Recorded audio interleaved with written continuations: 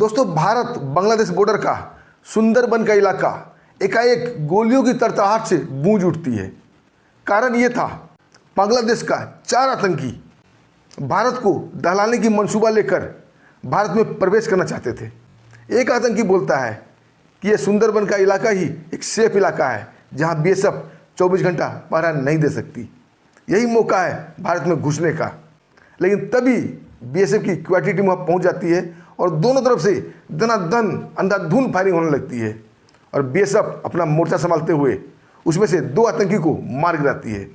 2 आतंकी को मरते ही बाकी बचे 2 आतंकी अपना बंदूक फेंक के हाथ खड़ा करके चिल्लाते हुए कहते हैं, गोली मत चलाना साहब, हम अपने आप को सरेंडर करते हैं।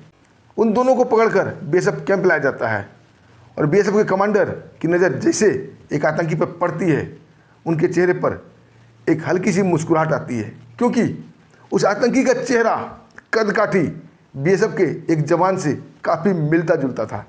बीएसएफ के कमांडर के दिमाग में एक ज़बरदस्त प्लानिंग आती है। उसके बाद जो होता है दोस्तों, बड़ा ही गजब, बड़ा ही विचित्र होता है। आइए दोस्तों, पूरी कहानी को जानते हैं विस्तार से कि कैसे भेष बदल के एक बीएसएफ का जवान आतंकी बनकर उसके कैंप में जाता है और अकेले ही पूरे कैंप को मिट्टी में मिला के वहाँ मौजूद सारे आतंकी को मार गिराता है। दोस्तों, कहानी शुरू करें इससे पहले आप लोगों को बहुत बहुत शुक्रिया, दिल से धन्यवाद। आप लोग हमारे वीडियो को काफ़ी लाइक करते हैं, चैनल को सब्सक्राइब भी करते हैं। दोस्तों, अपना प्यार और आशीर्वाद ऐसे ही बनाए रखिएगा। हम आपके दोस्त, आपके भाई हैं। और दोस्तों, लाइक के साथ हाइप का बटन जरूर दबा दीजिएगा, रिक्वेस्ट है। दोस्तों, कहानी की शुरुआत तो 9 मई 2026 को ही शुरू हो गई थी, लेकिन इसका अंत 5 जून 2026 को हुआ। कहानी की शुरुआत बांग्लादेश और भारत बॉर्डर के सुंदरबन इलाके से हुआ था। सुंदरबन का वो डेल्टा वाला इलाका जहाँ घने जंगल, छोटी छोटी नलियाँ, थोड़े बड़े नदियाँ और दलदल हैं। उस इलाका में बॉर्डर का चिन्ह दिखाई भी नहीं पड़ता है कि कौन भारत देश में है और कौन बांग्लादेश में है। जंगल कहीं कहीं इतना घना है दोस्तों कि दिन में भी रात जैसा अंधेरा हो जाता है। बीएसएफ वहाँ 24 घंटे प्रेजेंट नहीं रहती। बीएसएफ की क्विक रिलीफ टीम यानी क्यूआरटी वहाँ हमेशा घूमती रहती है। वहाँ का भौगोलिक वातावरण बड़ा ही विचित्र है और बड़ा ही डरावना है। आम आदमी का उधर जाना भी संभव नहीं है, लेकिन हमारे बीएसएफ के जवान वहाँ हमेशा घूमते रहते हैं। और आतंकियों के लिए, बांग्लादेशी घुसपैठियों के लिए ये इलाका एक सेफ जोन माना जाता है। इधर से बहुत सारे बांग्लादेशी घुसपैठ करते हैं और आतंकी भी भारत में घुसपैठ करते हैं। दोस्तों, बंगाल में इलेक्शन हुआ था और ममता बनर्जी बुरी तरह से हार गई थी, जो घुसपैठियों और आतंकियों की आंका थी, चाची थी बोलिए तो। और शुभेंदु दादा ने वहाँ सरकार बनाया, बीजेपी वहाँ पर सत्ता में आ गई। अब बांग्लादेश में कोहराम मच गया, हाहाकार मच गया कि अब हमारे पॉपुलेशन का क्या होगा, हम घुसपैठ कैसे करा पाएंगे। और बीजेपी ने तुरंत एक्शन लेते हुए फैसला लिया कि हम बॉर्डर पर तारबंदी करेंगे, जिसका विरोध बांग्लादेश करने लगा। कई झड़प बॉर्डर पर हुई और वहाँ के एक आतंकी संगठन इस मौका का फ़ायदा उठाता है और अपने 4 आतंकी जो कि काफ़ी ट्रेंड थे उसे बंगाल भेजने की कोशिश करता है। अब बोलता है जाओ बंगाल और भारत को एक ऐसी करारी छोड़ दो और बंगाल में ऐसा हंगामा फैलाओ, ऐसा बवंडर फैलाओ कि लोगों का ध्यान इस तारबंदी से हटकर उधर लग जाए। और दोस्तों, इसी क्रम में 4 सबसे खूंखार आतंकी, जिसका नाम इस प्रकार था, रिजवान, फैजान, आसिफ और कादिर, ये 4 आतंकी अपना गन लेकर सुंदरबन के इलाके से प्लानिंग करते हैं बंगाल घुसने का, जो कि उत्तर दिनाजपुर एरिया में पड़ता है।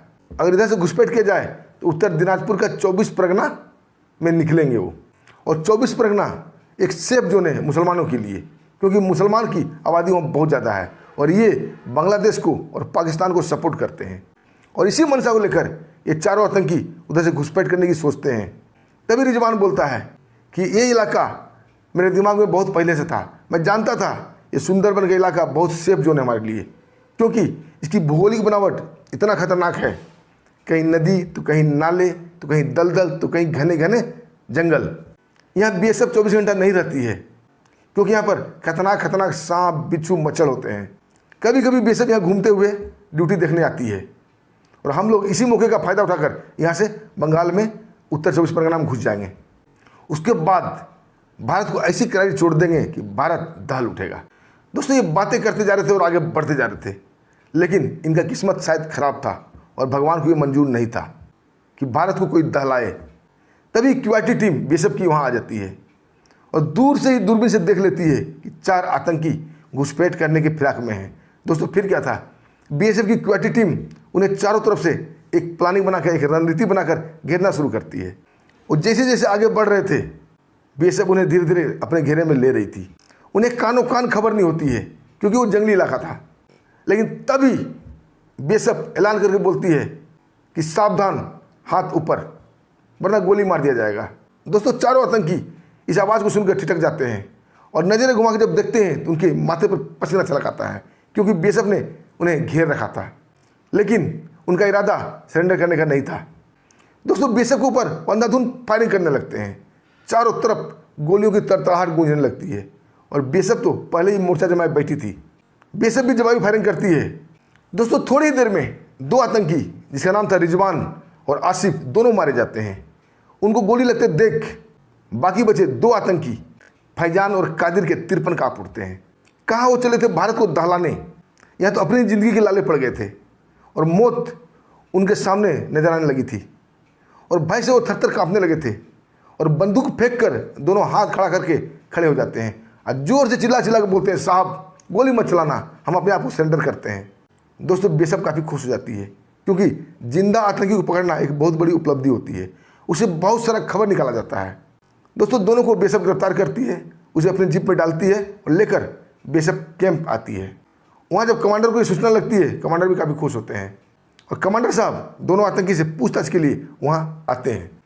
लेकिन जैसे ही उनका नज़र कादिर नामक आतंकी पर पड़ता है वो कुछ सोचने लगते हैं और एकाएक उनके चेहरे पर मुस्कुराहट आ जाती है। ये मुस्कुराहट दोस्तों इसलिए आई थी क्योंकि कादिर का कटकाठी, कादिर का चेहरा बीएसएफ के एक जवान जिसका नाम था रंजीत बनर्जी उसे काफ़ी मिलता जुलता था और बीएसएफ के कमांडर के चेहरे पर मुस्कान इसलिए आई थी क्योंकि उनके दिमाग में एक ज़बरदस्त प्लानिंग ने जन्म ले चुका था। और दोस्तों ये कहानी बिल्कुल एक सच्ची कहानी है क्योंकि मेरे एक दोस्त बीएसएफ से छुट्टी आए, उन्होंने मुझे ये कहानी बताया। दोस्तों ये कहानी सुनकर मैं भी दंग रह गया था। उन्होंने जो बताया मैं भी आपको बता रहा हूँ, बिल्कुल सच्ची कहानी दोस्तों। अब दोस्तों बीएसएफ फैजान और कादिर से पूछताछ शुरू करती है कि किस कैंप से आए हो, कहाँ से आए हो, कितने लोग थे। दोस्तों पहले तो वो आनाकानी करते हैं बताने से, लेकिन जब बीएसएफ वाले शक्ति दिखाते हैं, उसे खतरनाक टॉर्चर करते हैं तो सब कुछ बताने के लिए तैयार हो जाते हैं और सब कुछ बताते हैं। अब बोलते हैं इस बॉर्डर से करीब करीब 6 किलोमीटर दूर हमारा एक गुप्त ठिकाना है और वहाँ पर टोटल हम 50 आतंकी डेरा जमाए हुए हैं और मौका देखकर हम भारत में प्रवेश करते रहते हैं। हमारे पास अत्याधुनिक हथियार है, रेडियो सेट है, वायरलेस है, जहाँ से हम पाकिस्तान के बड़े बड़े आकाओं से, बांग्लादेश के बड़े बड़े आर्मी अधिकारी से, बांग्लादेश के कट्टरपंथी नेताओं से और चाइना के नेता से भी हम बातचीत करते हैं। वो हमें हर संभव मदद पहुंचाते हैं, रुपया पैसे की कमी नहीं होने देते। दोस्तों 50 आतंकी के नाम सुनते ही कमांडर का चेहरा कठोर हो जाता है। उसके बाद फैजान को काफ़ी टॉर्चर किया जाता है, लेकिन उन्होंने एक जवान को हिदायत दी थी कि टॉर्चर करने वक्त इसके पाँव को कोई तकलीफ नहीं पहुँचाना, लेकिन शरीर के हिस्से में इतना टॉर्चर करो कि यह आधा मृत हो जाए। और उधर कमांडर अपने बीएसएफ के जवानों के साथ एक गुप्त मीटिंग लेते हैं। वहाँ बोलते हैं कि रंजीत तुम्हारा चेहरा इस कादिर से काफ़ी मिलता जुलता है और हमारे दिमाग में एक प्लानिंग आ रही है, क्यों ना तुम कादिर बनकर इसके गुप्त ठिकाने पर जाओ। रंजीत खड़ा होता है, गर्व से बोलता है, सर मैं इस मिशन के लिए बिल्कुल तैयार हूँ। कमांडर साहब आगे बोलते हैं कि रंजीत मैंने तुम्हारा चयन इसलिए किया है कि जब बांग्लादेश से हमारा रिश्ता सही था तब बांग्लादेश और भारत की सेना ने ज्वाइंट ऑपरेशन चलाया था, उसमें तुम शामिल थे।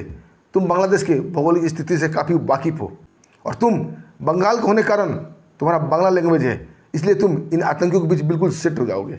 और आज इसी वक्त से ही तुम कादिर के साथ रहना शुरू करो, उसका बोलने के स्टाइल, चलने के स्टाइल, देखने के स्टाइल सबका नकल करो। आज दोस्तों उसी दिन से रंजीत की ट्रेनिंग शुरू होती है। अब रंजीत हर समय कादिर को देखता रहता था, उसकी हर एक्टिविटी नकल करता रहता था और धीरे धीरे दोस्तों समय गुजरता है और 2 सप्ताह बीत जाता है और वक्त आ जाता है 29 मई का। तब तक रंजीत के चेहरे पर हल्की हल्की दाढ़ी भी बड़ी हो गई थी और बिल्कुल कादिर की तरह और हल्का हल्का दाढ़ी रख लेता है, कादिर की तरह वेशभूषा बनाता है। अब बीएसएफ वाले रंजीत को भी हल्का टॉर्चर करते हैं ताकि लगे इसे काफ़ी टॉर्चर किया गया है। अब रंजीत के बॉडी के कई हिस्सों में खून निकल रहा था, ओंठ फट गए थे, नाक से खून निकल रहा था, शरीर के कई हिस्से पर हल्के हल्के घाव थे। अब दोस्तों एक सर्जन को बुलाया जाता है और रंजीत के जांग में एक हल्की सी कट लगाकर लोकेशन ट्रैकर चिप को डाल दिया जाता है। अब दोस्तों रंजीत को भी कादिर के पास बांध दिया जाता है। कादिर कभी रंजीत को देखता, कभी अपने आप को देखता और कभी रंजीत कादिर को देखता। दोनों हूबहू लग रहे थे, एक दूसरे का जुड़ा हुआ भाई। कादिर की सवालिया नज़र रंजीत पर घूमती है, लेकिन रंजीत कुछ भी नहीं बोलता है। तभी कमरे में कमांडर साहब प्रवेश लेते हैं। अब बोलते हैं, कादिर अब तुम्हारा ऊपर आने का समय आ गया है, तुम्हारी जगह हमने नया कादिर को बांग्लादेश भेजना है। दोस्तों कादिर भी एक खतरनाक आतंकी था। उसे समझते देर नहीं लगती है कि एक बहुत गहरी साजिश चल रही है। हम आए थे भारत को दहलाने, लेकिन उल्टा भारत ने बांग्लादेश को दहलाने की साजिश बना ली है। दोस्तों बीएसएफ की प्लानिंग समझकर कादिर के खून भरे माथे पर भी पसीना निकल आता है। उसे समझते देर नहीं लगती है कि भारत एक गहरी साजिश बांग्लादेश के खिलाफ रच रहा है। और दोस्तों कमांडर साहब कादिर को वहीं गोली मार देते हैं। अब मेन प्लानिंग को रंग में लाने का समय आ गया था। अब बीएसएफ के जवान चारों तरफ इधर उधर तितर बितर हो जाते हैं ताकि कादिर और फैजान को भागने का मौका मिले। और दोस्तों इधर फैजान को इतना मारा जाता है कि उसकी हालत बहुत ख़राब हो गई थी। और आखिरी वक्त पर कमांडर साहब एक खतरनाक जहरीला सुई रंजीत बना कादिर को दे देते हैं। अब बोलते हैं, रंजीत ये सुई अपने पास रखना, जब फैजान अपने इलाके में घुसेगा, अपने आतंकी भाई से मिलने के लिए बेताब होगा, उसी वक्त ये सुई उसे चुबा देना और ये 10 सेकंड के अंदर मर जाएगा, ताकि तुम्हारा राज सदा सदा के लिए दफन हो जाएगा। दोस्तों फैजान को जिंदा रखने की साजिश इसलिए रची गई थी क्योंकि आतंकी ठिकाना रंजीत को नहीं मालूम था और फैजान ही उसे वहाँ पहुँचा सकता था। अब दोस्तों वक्त आ गया था असली रंग देने का और ठीक रात के 9:30 बज रहे थे। चारों तरफ बीएसएफ के जवान बेतरतीब इधर उधर फैले हुए थे, कोई ऊँघने का नाटक कर रहा था। तभी कादिर लंगड़ाता घसीटता नाटक करता हुआ, यानी कि रंजीत बनर्जी, फैजान कमरे में प्रवेश करता है और फैजान का रस्सियाँ खोलने लगता है। अब बोलता है, फैजान भाई जल्दी यहाँ से निकलो। दोस्तों फैजान भी काफ़ी खुश रहता है और रंजीत बना कादिर और फैजान दोनों वहाँ से भाग निकलते हैं। ऐसा अफरा तफरी मचता है दोस्तों, ऐसा अफरा तफरी मचता है कि फैजान को ये होश नहीं आता है कि ये देखने का कि असली कादिर है या नहीं। वहाँ तो उसे भागने की धुन सवार थी और दोनों बिना रोक टोक के कैंप से बाहर निकल जाते हैं। अब बीएसएफ के जवान थोड़ा दूर निकलने के बाद उसे ललकारने की कोशिश करते हैं और फायरिंग करते हैं और जोर जोर से चिल्ला के बोलते हैं कि तुम लोग जिंदा बच के नहीं जा सकते, अपने आप को सरेंडर कर दो। फैजान काफ़ी डर जाता है, लेकिन रंजीत बना कादिर बोलता है कि हौसला रखो, रात है और हम घने जंगल में हैं, हमें ये कुछ नहीं कर सकते। और फैजान भी कादिर के साथ भागता रहता है और थोड़ी देर बाद बीएसएफ जानबूझकर वापस आ जाती है, यानी कि पहला प्लानिंग सेट। अब फैजान मन ही मन सोचने लगता है कि मैं और कादिर किसी तरह बीएसएफ के चुंगल से निकल भागे हैं और खुशी खुशी वो गुप्त ठिकाना की तरफ बढ़ने लगता है। उसकी हालत बहुत बदतर थी और दूसरा रात का अंधेरा, उसे ध्यान ही नहीं आता है कि एक बार ये इंक्वायरी कर लें कि असली कादिर या नकली। उसने तो कभी सपने में भी नहीं सोचा था कि बीएसएफ ऐसा ही प्लानिंग बना सकती है। और दोस्तों ठीक वो गुप्त ठिकाना नजर आने लगता है। वहाँ से आतंकी इनके ऊपर सर्च लाइट डालते हैं, लेकिन अपने फैजान और कादिर को देखते ही दौड़े चले आते हैं इनको लेने के लिए, क्योंकि उन्हें सूचना मिला था कि बीएसएफ ने उन चारों को मार गिराया है। फैजान और कादिर को जिंदा देख वो काफ़ी खुश होते हैं, लेकिन वो जब तक इनके पास आते तब तक रंजीत बना कादिर वो जहरीला सुई निकालता है और फैजान को चुभो देता है और खुद भी गिरने का ड्रामा करता है और फैजान भी भरभरा कर लाश के रूप गिर जाता है। वो आतंकी दोनों को उठाकर ले जाते हैं। अंदर जाने के बाद जब दोनों का नब्ज देखा जाता है तो फैजान मृत पाया जाता है और कादिर की सांसें चल रही थी। उसे पानी की छींटे मारे जाते, उसे होश में लाया जाता है, लेकिन होश में आने के बाद भी कादिर सिर्फ 3 ही नाम बक रहा था, रिजवान, आसिफ और फैजान। इसके अलावा वो कुछ भी नहीं बोल रहा था। आतंकी उसे बहुत कुछ पूछने की कोशिश करते हैं और कहते हैं, हमने सुना था कि तुम चारों मारे गए, फिर जिंदा कैसे बचे। बहुत सारा सवाल होता है, लेकिन रंजीत बना कादिर कुछ भी नहीं बोलता है। बस बीच बीच में रिजवान, कभी फैजान तो कभी आसिफ बोलता था। आतंकियों का कमांडर बोलता है इसे गहरा सदमा लगा है और इंडियन वाली बीएसएफ ने इसे काफ़ी टॉर्चर किया है और इतना टॉर्चर सहते हुए भारी सदमे में चला गया है। इसे 2-4 दिन आराम करने दो, जब रिलैक्स हो जाएगा सब कुछ बताएगा। चलो कम से कम हमारा एक आतंकी तो जिंदा बचाया, हमारा एक भाई तो जिंदा बचा। और दोस्तों वो कादिर को आराम करने की सलाह देते हैं। अब कादिर वहाँ पर बिना रोक टोक बेखौफ घूमता था, कोई भी उसे कुछ नहीं टोकता था। कोई उसे कुछ पूछता तो बस वही बोलता, रिजवान, आसिफ, फैजान। सब लोग ये समझ रहे थे इसे गहरा सदमा लगा है और अपने साथी का नाम बार बार बोल रहा है। और कादिर की सातिर निगाहें हर जगह वॉच कर रही थी, कहाँ क्या लगा हुआ है, कितने आतंकी है, ठिकाना का रास्ता किधर है, कहाँ से हमला किया जा सकता है। और दोस्तों उसकी नज़र एक बड़ा सा कमरा पर जाता है जहाँ ऊपर लिखा होता है रेडियो रूम। जब अंदर जाता है तो वहाँ एक ऑपरेटर बैठा हुआ था। वो कादिर को देखते मुस्कुराने लगता है और बोलता है, कैसे हो कादिर भाई। कादिर बस वही आसिफ, रिजवान यही बक रहा था और ध्यान से वो रेडियो सेट को देखने लगता है। वहाँ दोस्तों बड़े बड़े वायरलेस सेट थे, बड़े बड़े रेडियो सेट थे जहाँ से बांग्लादेश के बड़े बड़े आतंकी आकाश से संपर्क किया जाता था, बांग्लादेश आर्मी के बड़े बड़े ऑफिसर संपर्क किया जाता था। मौका लगने पर पाकिस्तान के आतंकी नेटवर्क, पाकिस्तान के आर्मी से संपर्क किया जाता था, यहाँ तक चाइना से भी संपर्क किया जाता था। दोस्तों ये देख रंजीत की आंखें फैल जाती है। जब सारा कुछ जायजा ले लिया, चारों तरफ घूम कर देख लिया कहाँ से हमला किया जा सके, कितने आतंकी हैं, क्या है, सब कुछ करने के बाद दोस्तों वक्त आ जाता है 5 जून 2026 और शाम के वक्त रंजीत बना कादिर भारत के बीएसएफ को एक गुप्त कोड मैसेज भेजता है कि टोटल यहाँ पर 43 आतंकी मौजूद हैं। बड़ा सा रेडियो सेट है जहाँ से मदद मांगी जाती है और शाम को 9 बजे ये रेडियो सेट मैं फैल कर दूंगा, उसके बाद आप लोग हमला कर देना। दोस्तों बीएसएफ की कई क्वाटी टीम धीरे धीरे उस लोकेशन की तरफ बढ़ने लगती है क्योंकि लोकेशन ट्रैकर चिप रंजीत के जांग में पेवस्त था और उसकी मशीन से ट्रैक करते हुए बीएसएफ की टुकड़ी उस तरफ बढ़ रही थी और एक निश्चित दूरी पर आकर रुक जाती है और इंतजार करने लगती है रंजीत की तरफ से ऑल ओके रिपोर्ट देने का। तभी दोस्तों रात को 9 बजे रंजीत पागल बना कादिर बन के उस रेडियो सेट में जाता है और एक बड़ा सा डंडा उठाता है और रेडियो ऑपरेटर के सिर पर जोर से मारता है। उसकी मृत्यु वहीं हो जाती है।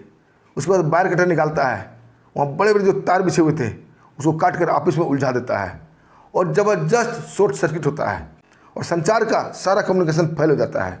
उसके बाद एक गुप्त मैसेज फिर से भेजता है, वो था हमला का मैसेज।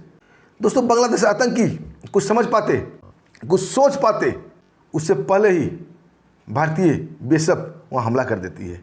चारों तरफ से उस गुप्त ठिकाने को घेर लिया गया था और अंधेरे का अफरा तफरी का फायदा उठाकर रंजीत बना कादिर वहाँ से निकल जाता है। और दोस्तों बेशक चारों तरफ से बिना कोई मौका दिए इतना बम बरसाती दोस्तों, इतना बम बरसाती है और इतनी फायरिंग करती है कि पूरा आसमान धुआं धुआं हो जाता है। लेकिन संचार व्यवस्था बिल्कुल ठप पड़ गया था। ये आतंकी किसी से मदद मांग नहीं सकते थे, न किसी को अपना दुख बता सकते थे और इनकी किस्मत में मरना ही लिखा था। और लास्ट में ये 43 के 43 आतंकी वहाँ ढेर हो जाते हैं, मारे जाते हैं। और जिस गुमनामी से बीएसएफ वहाँ अटैक की थी, उसी गुमनामी से वापस बीएसएफ अपने भारत बॉर्डर पर वापस लौट आती है और इस बार बीएसएफ के साथ वो रंजीत बना कादिर भी था। दोस्तों भारत को एक बहुत बड़ा सफलता मिला था। एक आतंकी पूरा नेटवर्क को ध्वस्त कर दिया गया था और उसके साथ साथ एक बहुत बड़ा ठिकाना भी ध्वस्त हो गया था। जो आतंकियों के ऊपर, बांग्लादेशी के ऊपर एक करारी चोट थी, वो भारत को दहलाने की मंसूबा लिए वहाँ जमा थे, लेकिन खुद 72 भोर के पास चले गए। बांग्लादेश को बहुत बड़ा झटका लगता है और इधर बीएसएफ बॉर्डर कैंप पे खुशी का माहौल था और सुबह कमांडर साहब रंजीत को बुलाते हैं और उसे सिपाही से सीधा एसआई यानी सब इंस्पेक्टर बना दिया जाता है, उसका प्रमोशन कर दिया जाता है और उसे वीरता का मेडल भी मिलता है। दोस्तों हमारे वीर बहादुर जवान कितना बड़ा रिस्क लेकर वहाँ गए और सफल होकर लौटे। दोस्तों इस कहानी पर आप क्या कहना चाहेंगे? अपने दिल की बात कमेंट के माध्यम से जरूर बताइएगा और इसके साथ ही अब हमें आगे दीजिए। फिर मिलते हैं एक शानदार सच्ची कहानी के साथ। तब तक के लिए नमस्कार, जय हिंद, जय भारत।